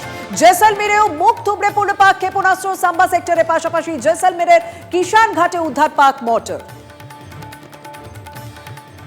নিরীহ সাধারণ মানুষকে টার্গেট পাকিস্তানে, উড়ি পুঞ্চ রাজৌরিতে এলোপাতারি গুলি পাক রেঞ্জার্সের, এক মহিলা সহ 2 জনের মৃত্যু। গ্রামে আছড়ে পড়ছে পাক মর্টার, পাল্টা জবাব ভারতীয় সেনার, গুড়িয়ে দেওয়া হয়েছে পাক সেনা ছাউনি। ভারত পাক যুদ্ধ পরিস্থিতিতে অনির্দিষ্টকালের জন্য স্থগিত আইপিএল। খবর পিটিআই সূত্রে, গতকালই ধর্মশালায় মাঝপথে বন্ধ হয় ম্যাচ। স্টেডিয়ামের 1 কিলোমিটারের মধ্যে হানা দেয় পাক ড্রোন, পাঠানকোটে পাক ড্রোন ধ্বংস করে ভারত।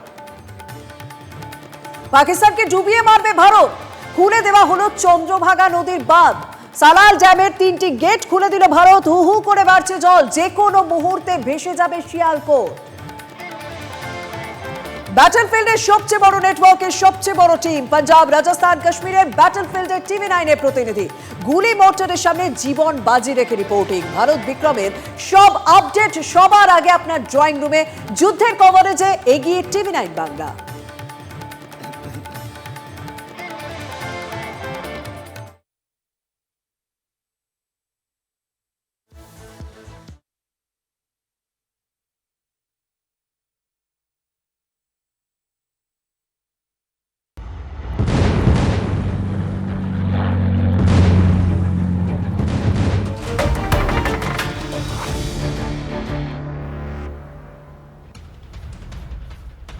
ফুল এন্ড ফাইনাল এই মুহূর্তে ফিরে এলাম যে ব্রেকিং খবর নিয়ে। বিএসএফ এবং সিআইএসএফ এর ডিজির সঙ্গে অমিত শাহ কেন্দ্রীয় স্বরাষ্ট্রমন্ত্রীর বৈঠক শেষ।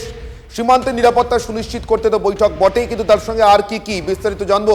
আমাদের সঙ্গে রয়েছেন তন্ময় প্রামাণিক। তন্ময়, জানতে চাইবো তোমার কাছ থেকে বৈঠক কতটা গুরুত্বপূর্ণ ছিল এই সময় এবং কি কি আলোচনা হয়ে থাকতে পারে। দেখো, এই যে বৈঠক গুরুত্বপূর্ণ এই কারণে বলা হচ্ছে, যদি যুদ্ধ শুরু হয় তাহলে একটি দেশকে যে যে বিষয়ে প্রস্তুত থাকতে হয়, একেবারে প্রত্যেকটি মন্ত্রক, প্রত্যেকটি বিভাগ সেগুলোকে যেন এক সুতোয় গেঁথে ফেলা হচ্ছে। সকাল থেকে পরপর যে বৈঠকগুলো, সেই বৈঠকে তুমি যদি নজর রাখো তাহলে একদিকে বাহিনীর সাথে বৈঠক, অন্যদিকে বিভিন্ন ডিপার্টমেন্টের সাথে বৈঠক। স্বরাষ্ট্র মন্ত্রক, প্রতিরক্ষা মন্ত্রক, অর্থ এবং স্বাস্থ্য দপ্তর। অর্থাৎ পাকিস্তান যেভাবে নির্লজ্জ ড্রোন হামলা চালানোর চেষ্টা করছে, সিভিলিয়ানদের ওপর, সাধারণ নাগরিকদের ওপর যে আক্রমণ করার চেষ্টা করছে, সেটা তো প্রতিহত করা হচ্ছে। যদি কখনো সেখানে কোনো রকমভাবে মানুষ আহত হয় তাহলে তার চিকিৎসা বা কোন কিছু হবে, সেটার জন্য সম্পূর্ণভাবে প্রস্তুত থাকছে ভারতের যে স্বাস্থ্য ব্যবস্থা রয়েছে, চিকিৎসা ব্যবস্থা রয়েছে। 1 নম্বর। 2 নম্বর, বিএসএফ এবং সিআইএসএফ এর সঙ্গে বৈঠক শেষ হলো। বিএসএফ সীমান্ত সুরক্ষার কাজটা করে, ফলে উত্তর পূর্ব ভারতে শুধু নয়, সমস্ত দিকে একেবারে নেপাল সংলগ্ন, সিকিম, ভুটান সংলগ্ন রাজ্যের যে সমস্ত সীমান্ত রয়েছে, পাশাপাশি তো গুজরাট, রাজস্থান, পাঞ্জাব এবং জম্মু কাশ্মীর রয়েছে, বিএসএফকে সক্রিয় করা হচ্ছে। বিএসএফ সারা বছর যেহেতু সীমান্তে বসে থাকে, ফলে সীমান্তকে সবচেয়ে বেশি ভালো চেনে আমাদের ভারতীয় আর্মি সেনাবাহিনীর মধ্যে বিএসএফ এর এই অংশ। ফলে বিএসএফ সেখানে থাকছে, তারা আর্মিকে এবার সাহায্য করবে। বিএসএফ তাদের যে ইন্টেলিজেন্স রয়েছে, তাদের যে ম্যাপ রয়েছে, তাদের যে কার্যকরণ রয়েছে, সেইটা দিয়ে তারা অ্যালার্ট থাকছে। অন্যদিকে সিআইএসএফ মূলত কাজ হচ্ছে বিভিন্ন যে এয়ারপোর্ট রয়েছে এবং শিল্প প্রতিষ্ঠান রয়েছে, কারখানা রয়েছে, সেখানে সিআইএসএফ মূলত সেখানকার নিরাপত্তা দেখে। ফলে সেখানে যাতে কোনো রকমভাবে কোনো আঘাত আনতে না পারে, কোনো নাশকতার ঘটনা না ঘটে, কোনো জঙ্গি অনুপ্রবেশ না ঘটে, এই সমস্তগুলোই কিন্তু এই মুহূর্তে ঘরে বাইরে সুনিশ্চিত করা হচ্ছে। একদিকে সীমান্ত পাহারা, অন্যদিকে দেশের অভ্যন্তরে যতগুলি জায়গাতে সিআইএসএফ মোতায়েন থাকে, সেটা কারখানা, বড় কারখানা, প্রতিষ্ঠান, শিল্প প্রতিষ্ঠান কিংবা এয়ারপোর্টের মতো জায়গা রয়েছে, এই জায়গাগুলোকে কিন্তু একেবারে সুনিশ্চিত নিরাপত্তার মোড়কে মুড়ে ফেলা হচ্ছে। একেবারে দেশের বন্দরগুলি, সব রকমের বন্দর এবং গুরুত্বপূর্ণ যে ইন্ডাস্ট্রিয়াল যে ইনস্টিটিউশনগুলো রয়েছে, যাদের অনেকেই রাষ্ট্রীয় প্রতিরক্ষার সঙ্গে বা সুরক্ষার সঙ্গে যুক্ত, সেগুলোকে যাতে একেবারে গার্ডেড রাখা যায় এবং তাতে যাতে কোনো ভুল চুক না থাকে। তোমরা আমাদের সঙ্গে থাকো। এই মুহূর্তে আরো একটা বড় ব্রেকিং খবর আমাদের সঙ্গে রয়েছে, শর্মিষ্ঠা। একদম যুদ্ধ পরিস্থিতির মধ্যে আরো একটি বড় খবর। এবার টেরিটোরিয়াল আর্মিকে ময়দানে নামানোর সবুজ সংকেত। টেরিটোরিয়াল আর্মিকে ময়দানে নামানোর সবুজ সংকেত। পাকিস্তানের সঙ্গে সংঘাতের মধ্যে সেনা প্রধানকে বিশেষ অধিকার, একটা বড় আপডেট বলা যেতে পারে। আমার সঙ্গে রয়েছেন সহকর্মী সিজার। এই টেরিটোরিয়াল আর্মিকে এই যে ঢোকানো হচ্ছে, ময়দানে নামানো হচ্ছে, তার জন্য কি কি হতে পারে সেই বিষয়টা যদি একটু ক্ল্যারিফাই করো। দেখো, টেরিটোরিয়াল আর্মি আমাদের দেশে রয়েছে, সেটা রেগুলার ফোর্স না হলেও সেটা কিন্তু কোথাও কোথাও সাপ্লিমেন্ট করে রেগুলার ফোর্সকে, অর্থাৎ রেগুলার আর্মিকে সাপ্লিমেন্ট করে। গোটা দেশে প্রায় টেরিটোরিয়াল আর্মি 50,000 কর্মী রয়েছেন এবং 65টা ইউনিট রয়েছে। বিভিন্ন সময় যখন সর্বাত্মক যুদ্ধ পরিস্থিতি তৈরি হয়, এর আগে বিভিন্ন সময় দেখা গেছে যখন গোটা দেশে সর্বাত্মক যুদ্ধ পরিস্থিতি তৈরি হয়, তখন অক্সিলিয়ারি ফোর্স হিসেবে এই টেরিটোরিয়াল আর্মিকে কিন্তু ব্যবহার করা হয়। সেক্ষেত্রে হয়তো খুব দক্ষতার জায়গা নয়, কিন্তু আর্মিরও বিভিন্ন স্তরে যেখানে স্ট্যাটিক পয়েন্ট গুলোতে তাদের যে ভূমিকা থাকে, সেই জায়গাগুলোকে তাদের রিলিভ করে দেওয়া হয় এবং সেখানে টেরিটোরিয়াল আর্মিকে ব্যবহার করা হয় এবং অনেকাংশে হোমল্যান্ড সিকিউরিটির ক্ষেত্রেও টেরিটোরিয়াল আর্মিকে ব্যবহার করা হয়। এবং সেই জায়গা থেকে টেরিটোরিয়াল আর্মিকে যেভাবে ব্যবহারের সবুজ সংকেত দেওয়া হয়েছে সেনাপ্রধানকে, সেটা কিন্তু যথেষ্ট ইঙ্গিতবাহী। অর্থাৎ সামগ্রিকভাবে একটি দেশ যখন যুদ্ধের দিকে এগোয় বা যুদ্ধ পরিস্থিতি তৈরি হওয়ার সম্ভাবনা থাকে, তখনই কিন্তু এই ধরনের সিদ্ধান্ত নেওয়া হয়। একদম, দেশে 32টি টেরিটোরিয়াল আর্মি ইনফ্যান্ট্রি ব্যাটালিয়ন রয়েছে এবং তাদেরকে প্রত্যেককেই বিজ্ঞপ্তি জারি করে দেওয়া হচ্ছে। তার মানে সিচুয়েশন, অনির্বাণ সিচুয়েশন, তাহলে সিচুয়েশনটা এই মুহূর্তে কোন জায়গায় দাঁড়িয়ে মনে হয় রয়েছে? মেজর বিশ্বাস অনেক বেটার বলতে পারবেন। মেজর বিশ্বাস, ঠিক কখন টেরিটোরিয়াল আর্মিকে এভাবে এনগেজ করা হয়, যেটা সিজার বলছিল, যদি একটু বিস্তারিত ভাবে বলেন। আমি অ্যাকচুয়ালি একটু আগে ঠিক মনে করছিলাম যে এই একদিন আগেই এখানে একটা অনুষ্ঠানে আমি বলছিলাম যে ডিজিবিএসএফকে যখন প্রধানমন্ত্রী ডেকেছেন তখনই আমি মনে হচ্ছিল যে এর একটা বড় সংঘাতের দিকে এগোচ্ছে। আজকে টেরিটোরিয়াল আর্মিকে ডেকে পাঠানোর মানে হচ্ছে এটা একটা ফুল ফ্লেজেড ওয়ারের দিকে যাচ্ছে, আমার যতদূর আন্ডারস্ট্যান্ডিং আর কি। আদারওয়াইজ টেরিটোরিয়াল টিএ ব্যাটালিয়ান বলি আমরা আর কি সংক্ষেপে, টিএ ব্যাটালিয়ান কখনোই অ্যাক্টিভেট করা হয় না যদি লিমিটেড ওয়ার কোনো জিনিস করা হয়। আমরা কার্গিলে কখনো দেখিনি টিএ ব্যাটালিয়ানকে অ্যাক্টিভেট করা হয়েছে। ছোটোখাটো ক্ষেত্রে কখনো টিএ ব্যাটালিয়ানকে অ্যাক্টিভেট করা হয় না। এর মানে আমার মনে হয় একটা বড়সড় সংঘাত হয়তো সেনাবাহিনী মনে করছে যে হয়তো পাকিস্তানের দিক থেকে আসতে পারে, সেই জন্য প্রস্তুতি পুরো। এই টেরিটোরিয়াল আর্মি সম্পর্কে একটা খুব গুরুত্বপূর্ণ তথ্য বা সাধারণ বাঙালিদের জানবার জন্য এবং আমাদের কাছে অত্যন্ত প্রাণের মানুষ নেতাজি সুভাষচন্দ্র বসু, শর্মিষ্ঠা প্রেসিডেন্সি এবং স্কটিশে পড়বার সময় সুভাষচন্দ্র বসু সরাসরি ভারতের আর্মিতে যোগ দিতে চেয়েছিলেন, ব্রিটিশ আর্মিতে। আইএএস কিন্তু ওনার প্রথম পছন্দ ছিল না, কিন্তু সেক্ষেত্রে চোখে পাওয়ার, অত্যধিক পাওয়ার তার পক্ষে বাধা হয়ে দাঁড়ায়। অনেকটা দুধের স্বাদ ঘোলে মেটানোর মতোই Subhas Chandra Basu territorial army training নিয়েছেন। একদম, সেই টেরিটোরিয়াল আর্মি এবং এক্স্যাক্টলি। মানে আমরা একটুখানি অন্য গেস্টের কাছে যাই। অনির্বাণ, ব্রিগেডিয়ার চ্যাটার্জি আমার সঙ্গে রয়েছেন। এই টেরিটোরিয়াল আর্মি এই পরিস্থিতিতে নামানো হচ্ছে, মানে যেটা কার্গিলের সময়ও নামানো হয়নি, তার মানে এখন যথেষ্ট, মানে ভারত যে বড় পদক্ষেপ নিতে চলেছে সেটা অন্তত স্পষ্ট হলো আজকের এই সিদ্ধান্তে। Mister Chatterjee, brigadier Chatterjee. Okay, territorial army counter insurgency অপারেশনসে আমরা দেখতে পাচ্ছি যে জেএনকে এবং নর্থ ইস্টে টেরিটোরিয়াল আর্মি এবং specially territorial army home and hearth আমরা ডিপ্লয় করেছি এবং অপারেশনালি ইন্ডিয়ান আর্মির কন্ট্রোলে আসে। এই জিনিসটা যখন আমরা কনভেনশনাল ওয়ারে ইউজ করতে চাইছি, তার মানে আমরা স্পষ্টভাবে বুঝতে পারছি যে এসকেলেশন ম্যাট্রিক্স যেটা, সেটা ক্রমাগত আরও উপরে উঠছে। আমরা এখন পর্যন্ত ইন্টারন্যাশনাল বাউন্ডারি বা এলওসিতে দেখতে পাচ্ছি যে ট্রান্সএলসি আর্টিফায়ারিং চলছে, আমরা দেখতে পাচ্ছি যে মিসাইল অ্যাটাক্স হচ্ছে, আমরা দেখতে পাচ্ছি ড্রোন অ্যাটাক্স হচ্ছে। দেখো, ফিজিক্যালি কোনো ট্রুপ মুভমেন্টস কিন্তু এপার ওপারে হয়নি, না পাকিস্তান করেছে না আমরা করেছি। We have not yet cross the line of control both by mechanised forces or by the foot infantry. আমার মতে টেরিটোরিয়াল আর্মিকে অপারেশনালি কনভেনশনাল ওয়ারে যখন Indian Army use করতে চলেছে, it's a very clear indication that the escalation matrix is going to go up very very high in many notches. এটা পুরো স্পষ্টভাবে বুঝতে পারছি যে the escalation matrix is likely to be increased. তার মানে এক কথায় ব্রিগেডিয়ার চ্যাটার্জি, আমি আপনার কথার সূত্র ধরে আমি আরেকবার কর্নেল সরকারের কাছে যাব। তার মানে কর্নেল সরকারের এক কথায় যদি বুঝি, তার মানে এই যুদ্ধ বা এই লড়াই আরো বহু দূর যেতে চলেছে বা আরো বেশ কিছুদিন যাবৎ স্থায়ী হতে চলেছে। যেটা আমি প্রতিবারই বলে থাকি, মুভি আভি বাকি হ্যাঁ। এটা জাস্ট ট্রেলারটা হলো, ট্রেলারের পরে একটু অংশ দেখানো হলো, এখনও হাফ টাইমই আসেনি, কিছুই আসেনি, এখন পুরো সিনেমাটা এখনও বাকি আছে। পাকিস্তান এসকালেট করবেই এবং তার মুহূর্তর জবাব কিন্তু ইন্ডিয়ান আর্মি দেবে, এটা কিন্তু ফ্যাক্ট। যে ব্রিগেডিয়ার চ্যাটার্জিও বলছিলেন, একটা এসকালেশন ম্যাট্রিক্স বোঝা যাচ্ছে, সেই জন্যে টেরিটোরিয়াল আর্মিকে নেওয়া হয়েছে এবং রিয়ার এরিয়া সিকিউরিটির জন্য টেরিটোরিয়াল আর্মি একটা বড় রোল প্লে করে। যখন হোস্টিলিটিস ব্রেকআউট করে সেই সময় টেরিটোরিয়াল আর্মির যে জায়গাগুলো খালি করে আগে উঠে যায়, সেই জায়গাগুলো ডিফেন্ড করার জন্যেও ওদেরকে ইউজ করা হয়, apart from counter insurgency operations আর নর্থ ইস্ট আর জেএনকেতে যেগুলো ওদেরকে দিয়ে করানো হচ্ছে। আমি এখানেই কর্নেল সরকার, আমি কর্নেল শ্রীবাস্তবের কাছে যাবো, কিন্তু তার আগে শর্মিষ্ঠা, আমি আমার পিসিআরের সহকর্মীদের অনুরোধ করবো, এই ছবিটা আমাকে আমার মনে খুব দাগ কেটেছে। আমার মনে হয় তন্ময়, তুমিও একবার দেখতে পারো আমাদের সঙ্গেই। আমাদের তিন বাহিনীর প্রধানের সঙ্গে দেশের প্রতিরক্ষা মন্ত্রী রাজনাথ সিং এর যে মিটিং এর ছবি, যা কিছুক্ষণ আগে আমরা দেখাচ্ছিলাম, ছবিটি যদি আমরা স্ক্রিনে রাখি, তিন বাহিনীর প্রধান আছেন, সিডিএস আছেন, all in their battle uniforms, অর্থাৎ একেবারে রেডি টু ব্যাটেল। আমি শুধু মুখগুলো দেখতে বলছি, প্রত্যেকের মুখে হাসি, মেজর বিশ্বাস, প্রত্যেকের মুখে হাসি। there is no sign of any tension। আমি এক কথায় বলবো, আমি এখান থেকে আর একবার জানতে চাইবো কর্নেল শ্রীবাস্তব আপনার কাছ থেকে, এই ছবিটা বোধহয় এই মুহূর্তে আমাদের মুডের গোটা নেশনের মুডের সব থেকে বড় পরিচয় হতে পারে। কর্নেল সরকার।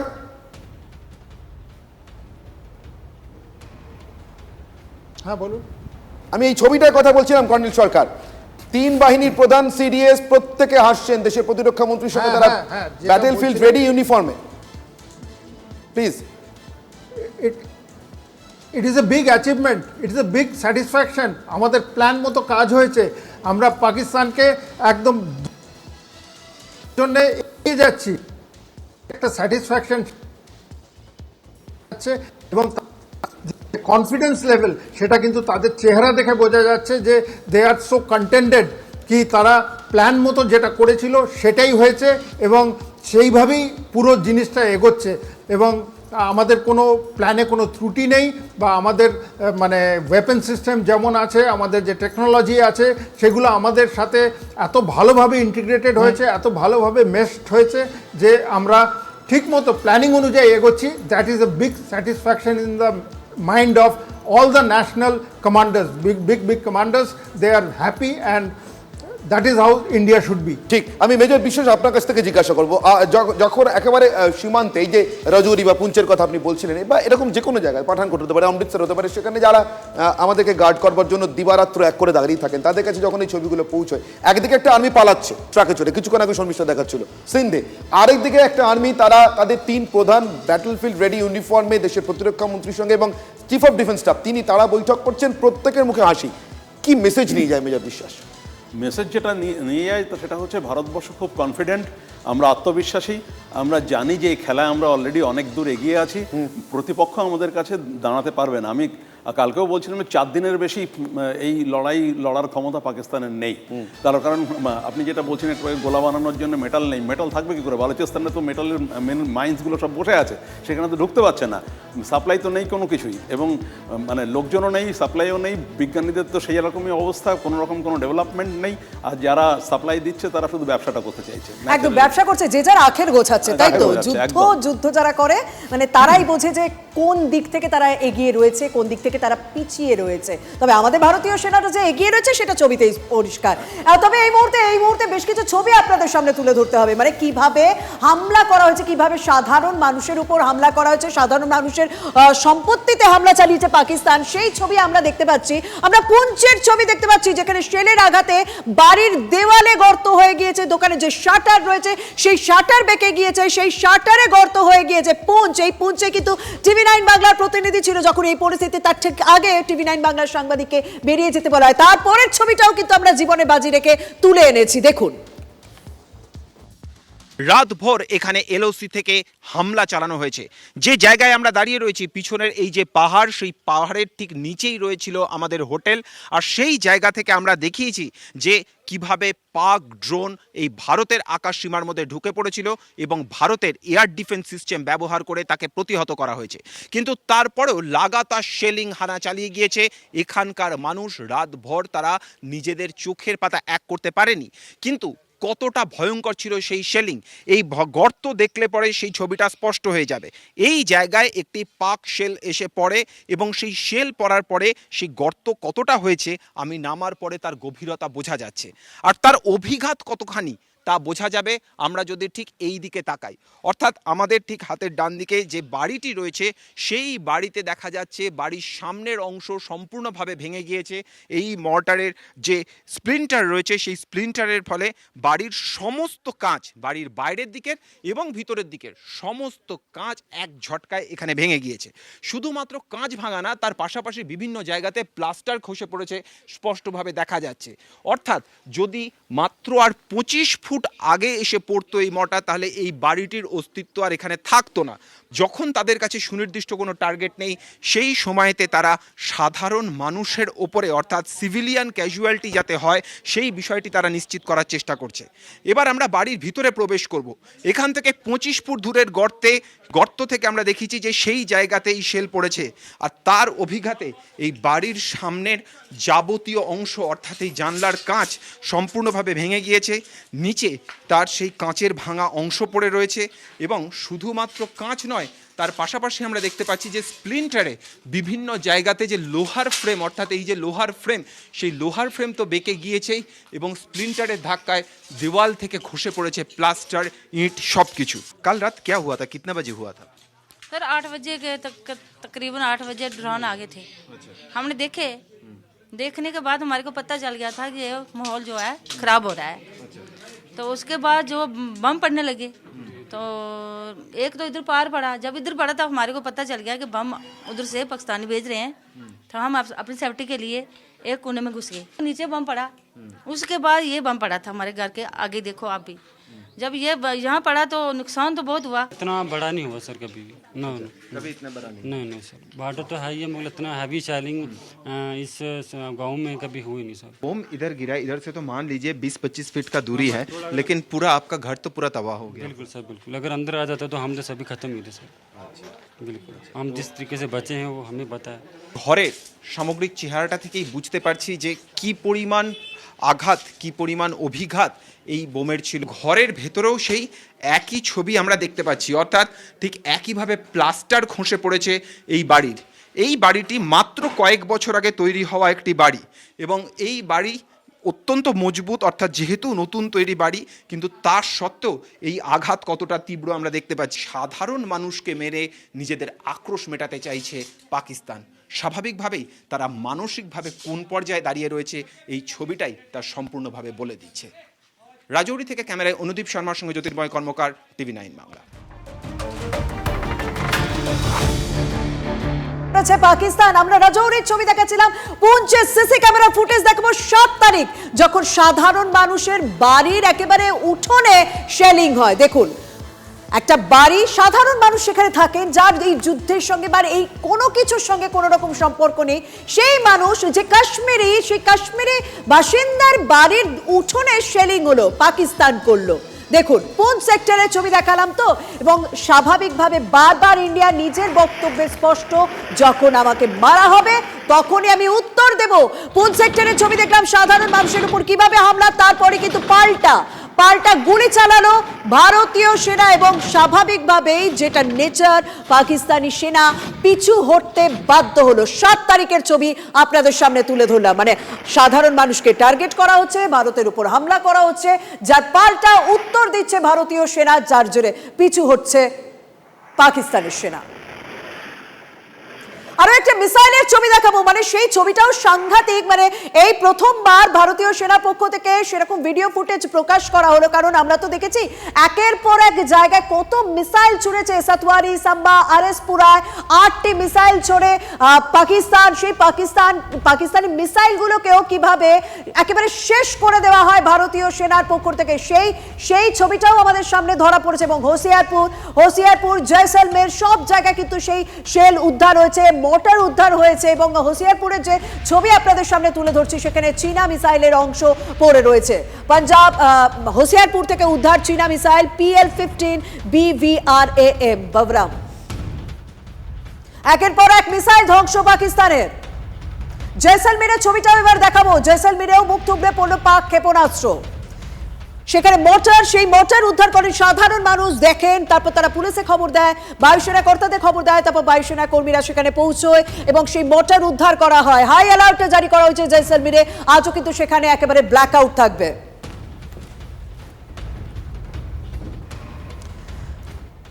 আর এই মুহূর্তে আরো একটা গুরুত্বপূর্ণ খবর আসছে, আর একটা ব্রেকিং নিউজ আসছে। ভারত পাক যুদ্ধ পরিস্থিতিতে 1 সপ্তাহের জন্য আপাতত স্থগিত IPL।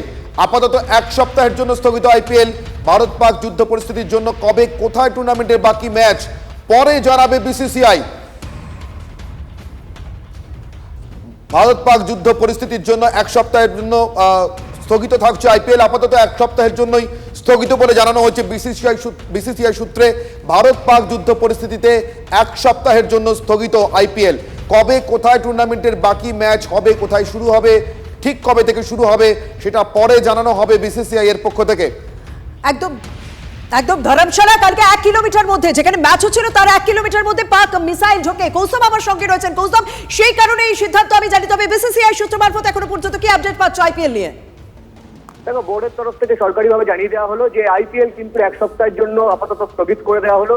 কারণ একটু আগেই কিন্তু বোর্ডের তরফ থেকে জানানো এটা হচ্ছিল, বোর্ড সূত্রে এটা খবর ছিল যে আইপিএল হয়তো অনির্দিষ্টকালের জন্য বন্ধ হবে। তবে বোর্ডের তরফ থেকে সরকারি যে বিবৃতি তাতে আপাতত 1 সপ্তাহের জন্য আইপিএল স্থগিত করে দেওয়া হলো। কারণ যা পরিস্থিতি, গতকাল দেখেছি যে পরিস্থিতিতে দিল্লি বনাম পাঞ্জাব ম্যাচ স্থগিত হয়ে যায় এবং দুই দলের ক্রিকেটারকে পরিস্থিতি এতটাই জটিল যে সমস্ত এয়ারপোর্ট বন্ধ হয়ে গেছে। ফলে দুই দলের ক্রিকেটারদের সরাতে বিশেষ ট্রেনের ব্যবস্থা করে ভারতীয় ক্রিকেট বোর্ড। এবং এই পরিস্থিতিতে কিন্তু আজকে তড়িঘড়ি কিন্তু এমার্জেন্সি মিটিং ডাকে ভারতীয় ক্রিকেট বোর্ড এবং আইপিএল গভর্নিং কাউন্সিলের সদস্যরা সেই বৈঠকে ছিলেন এবং তারপর কিন্তু ঠিক হয় যে এই পরিস্থিতিতে কিন্তু এখন আইপিএল চালানো সম্ভব নয়। তাতে কিন্তু 1 সপ্তাহের জন্য আপাতত আইপিএল স্থগিত করা হয়েছে এবং পরবর্তী পরিস্থিতি দেখে পরবর্তী শিডিউল ঠিক করা হবে যে কোন দিকে এগোবে। একদম আপাতত ধন্যবাদ। দেখো সব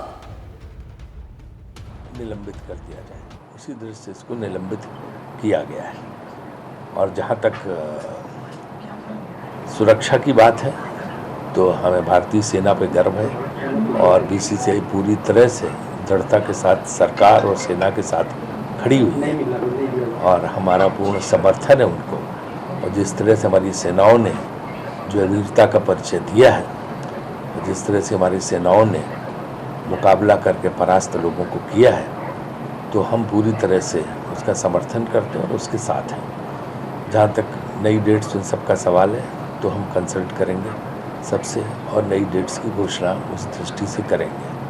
हम धन्यवाद करना चाहते हैं हमारे ब्रॉडकास्टर का, जियो टीवी का, और दूसरा जो है ये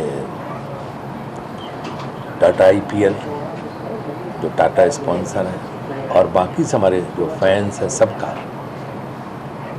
कि उन्होंने जो है ऐसे मौके पे इस मामले में अपना हमारा साथ दिया, क्योंकि फ्रेंचाइजी वगैरह ने भी तमाम चिंताएं प्रकट की थी खिलाड़ियों को लेके, तो इन सबको ध्यान में रख के निर्णय लिया गया है। सर, रीशेड्यूलिंग होगा, रीवर्क होगा, वेन्यू क्या इंडिया ही रहने वाला है, कोई एक अलग जोन, या ऐसी पॉसिबिलिटीज़ भी है कि बीसीसीआई एक्सप्लोर करेगा आईपीएल को देश से बाहर ले जाने के लिए? ये देखिए, अभी ऐसा कुछ है नहीं। नया शेड्यूल जो बीसीसीआई के सेक्रेटरी मिस्टर सैकिया ने प्रेस नोट जारी किया है, उसमें स्पष्ट है कि जो नया शेड्यूल बनाया जाएगा उसमें सारा विचार विमर्श करके ही जो है नया शेड्यूल बनाया जाएगा। जो स्टेक होल्डर्स हैं उन सबसे बात करके उस दृष्टि से जो है नए शेड्यूल की घोषणा की जाएगी। যদি এমডিএচ কিচেন কিং কিচেনে থাকে তো আমরা যা ইচ্ছে তৈরি করতে পারি, বেগুনের ভর্তা, আলু কপি, ভিন্ডি মশলা, আরো অনেক কিছু। MBH